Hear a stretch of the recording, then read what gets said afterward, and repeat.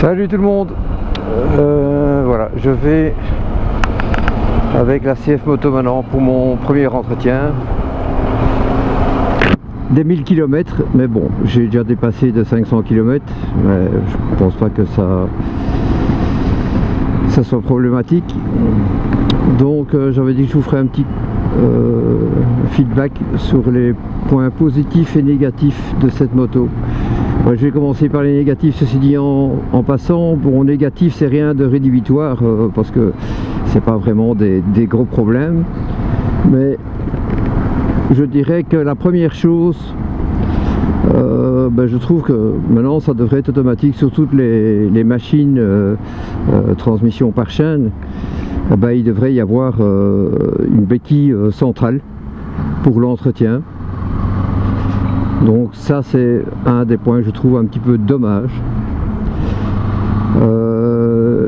Seconde chose, donc je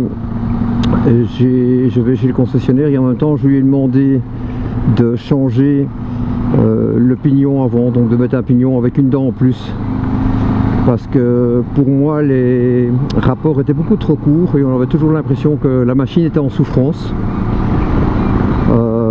Bon, pas que ça lui pose de problème, mais j'aime pas un moteur qui crie, et pourtant j'étais pas spécialement haut dans les tours.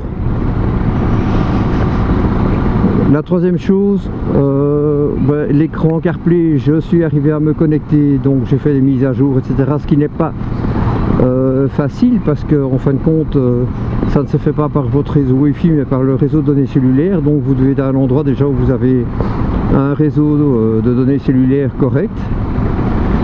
Et une fois que j'ai pu connecter mon écran CarPlay, donc ça fonctionne avec le petit picto autoplay sur l'application de CF Motorride. En fait, il affiche une carte genre Google Maps. D'ailleurs, je pense que ça vient de Google Maps, mais vous n'avez aucune possibilité d'option de trajet, d'itinéraire. Donc voilà, vous demandez un point A, un point B, il vous donne une route et vous n'avez pas à sortir de là, vous ne savez pas faire un choix. Ça, je trouve ça un petit peu dommage pour ce CarPlay. C'est un peu à l'instar de l'application de BMW Motorrad. Donc vous n'avez que leur application qui fonctionne, c'est pas un véritable CarPlay, à part que quand même chez BMW c'est quand même plus complet. Donc là il y a quand même les options d'itinéraire, etc. Bien que maintenant je sais que sur l'application de BMW Motorrad Connected, je ne mettrai plus jamais de trajet sinueux, parce que je me suis retrouvé dans des chemins de traverse avec la RT. J'avais demandé un sinueux mais moyen, donc 50%, et je me suis retrouvé vraiment en travers champ. Donc parfois il y a des bugs, parfois elle déconnecte aussi. Donc je crois qu'au niveau technologie, que ce soit l'un ou l'autre, ils ne sont pas encore niveau technologie software, hein, je parle pas de la mécanique. Donc ça c'est pour une chose. Donc maintenant j'ai racheté, j'avais cassé mon écran CarPlay en le démontant, donc il était tombé, la vitre s'était brisée.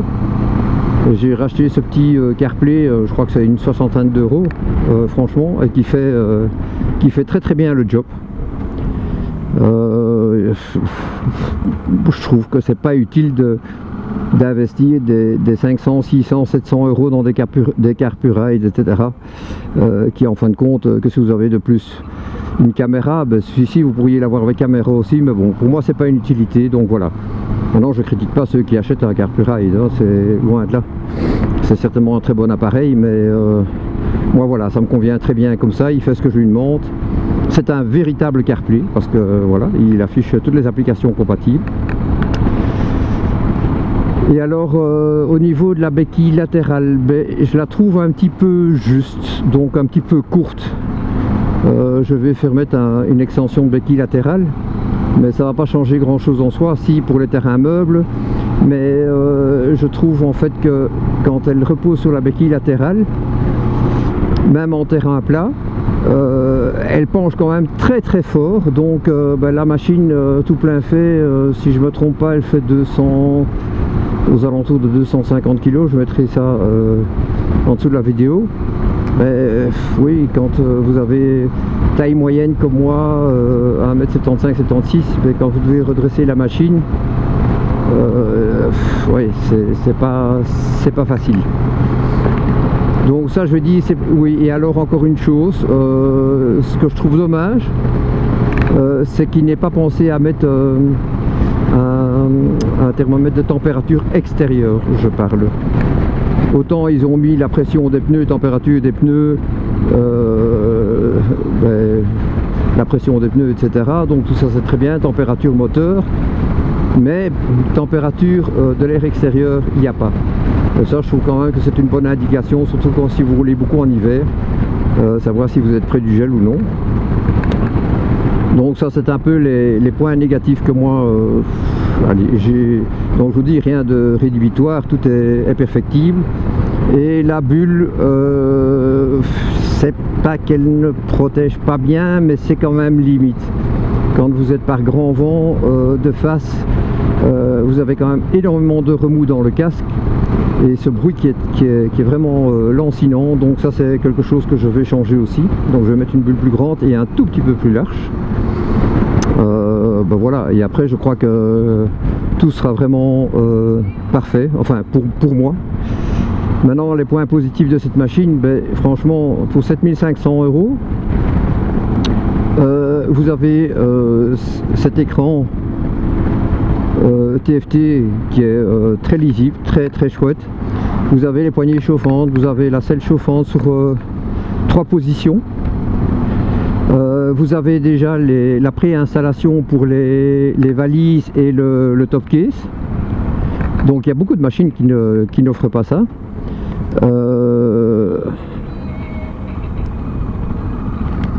Que je fasse attention ici. Ok.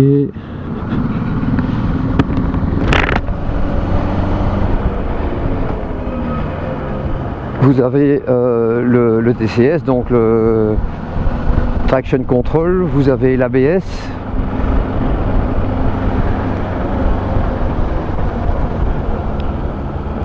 Au niveau technologie, non plus, vous n'avez pas toute la technologie qu'il y a sur une BM, mais franchement, il y a ce qu'il faut. Vous avez les supports, tout ce qu'il vous faut pour installer caméra, GSM, etc. Vous avez 3 supports, en fait, 2 supports sur le guidon et un support sur la bulle.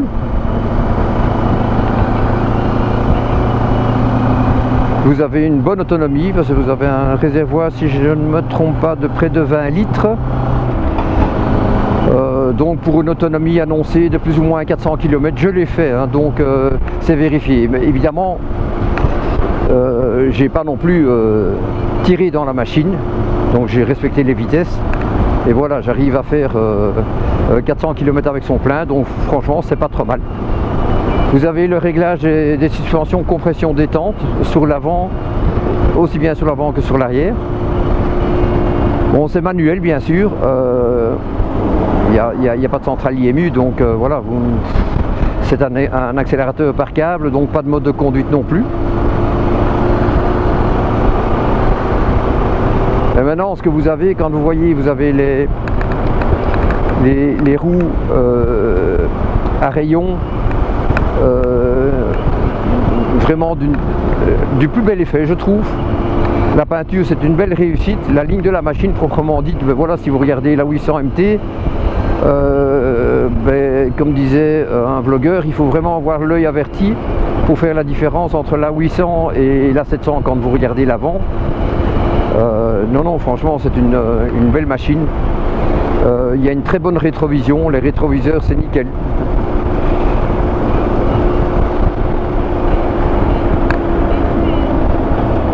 Et la selle est d'un confort, elle est super moelleuse. Non, franchement, je vous dis,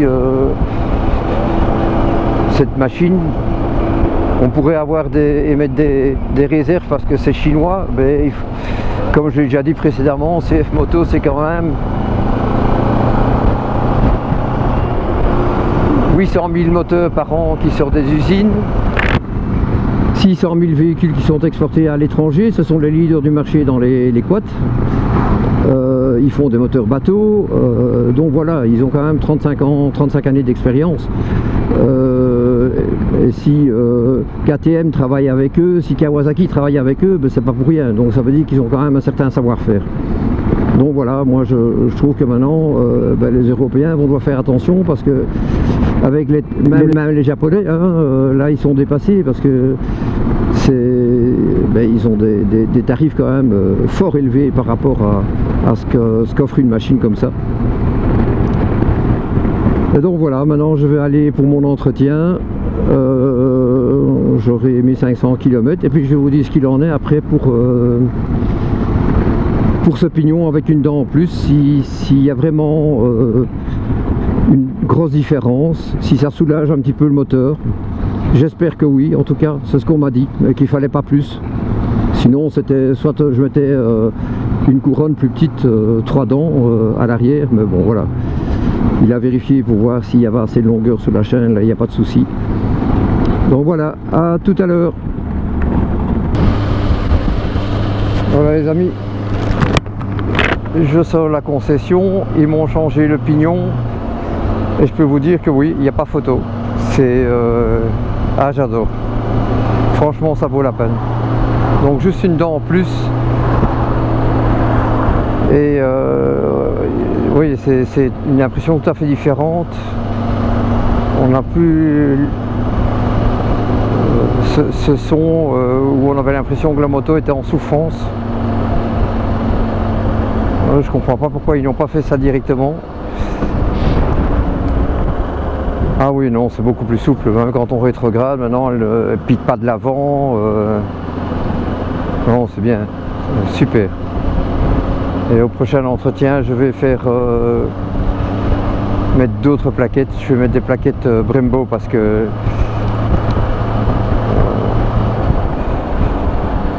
je trouve que les freins sont un petit peu légers. L'avant ça va, mais l'arrière, ben, il y a un frein arrière où il n'y en a pas. Ah, mais là je suis vraiment content d'avoir fait ce choix, de changer le pignon. Super.